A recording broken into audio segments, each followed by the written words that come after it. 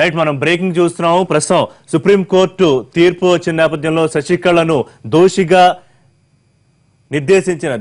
నిర్ధారించిన supreme court అని చెప్పి మనకి బ్రేకింగ్ వస్తోంది. మొత్తం తమిళనాడు రాజకీయం మొత్తం మారిపోయే అవకాశం కనిపిస్తోంది.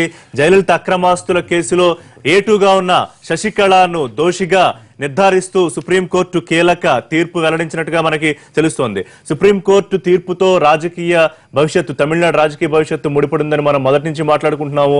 గవర్నర్ కూడా ఇదే అంశం మీద ఆయన ఈ నిర్ణయాన్ని జాప్యం చేస్తూ వచ్చారు. ప్రస్తుతం సుప్రీం తీర్పు మీద పూర్తి అప్డేట్స్, పూర్తి సారాంశం మా ఢిల్లీ కరెస్పాండెంట్ ప్రసాద్ అందిస్తారు. ప్రసాద్,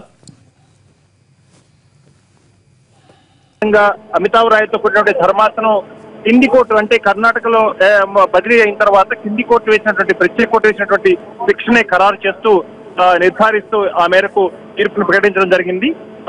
దీనికి సంబంధించి పూర్తిగా ఇక శశికళ శిక్ష ఖరారు అనుకోవడానికి అవకాశం ఉంది. ఆ మేరకు రెండవ జడ్జి కూడా అదే అభిప్రాయాన్ని వ్యక్తం చేసే అవకాశం ఉంది. ప్రస్తుతానికి మాత్రం పూర్ణచంద్ర ఘోష్ మాత్రం తన తీర్పు పాఠంలో చాలా స్పష్టంగా చెప్పారు. కింది కోర్టు వేసినటువంటి శిక్షనే ఖరారు చేసినట్టుగా ప్రకటించడం జరిగింది. ప్రసాద్, అంటే ఒక పూర్తి పాఠం ఏమైనా చెప్పగలుగుతారా? దాదాపు చాలా చాలా తొందరగానే బయటకు వచ్చిన జడ్జిమెంట్, ఒకసారి పూర్తి సారాంశం చెప్పగలుగుతారా?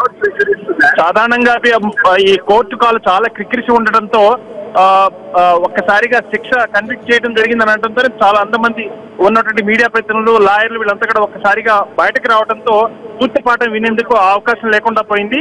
ఎప్పుడైతే కోర్టు తన తీర్పు పాఠాన్ని మాట్లాడుతున్నప్పుడే తొలిసారిగానే కింది కోర్టు వేసినటువంటి శిక్షనే ఖరారు చేస్తున్నామని ప్రకటించగానే వారంతా కూడా బయటికి రావడంతో అందరూ బయటకు వచ్చారు. శిక్షణ ఖరారు అని చెప్పడం జరిగింది. రెండవ న్యాయమూర్తి ఏం చెప్తారనేది చూడాల్సి ఉంది. అయితే స్పష్టంగా ఈ విషయంలో యొక్క కోర్టు మూడు మాత్రం తెలిసిపోయింది. శశికళ శిక్షను నిర్ధారిస్తున్నట్టుగానే పూర్తి ఇతర న్యాయమూర్తులు కూడా ధర్మాసనం తన తీర్పును చెప్పే అవకాశం ఉంది. రైట్, ప్రస్తుతానికి పిసి ఘోష్ వారి ఇచ్చిన తీర్పు ప్రకారం కింది కోర్టు వేసిన శిక్షను ఖరారు చేస్తూ సుప్రీం శశిని దోషిగా నిర్ధారించింది. ఇక రెండవ జడ్జి తీర్పు ఇంకా పెండింగ్ లో ఉంది. కృష్ణయ్య గారు.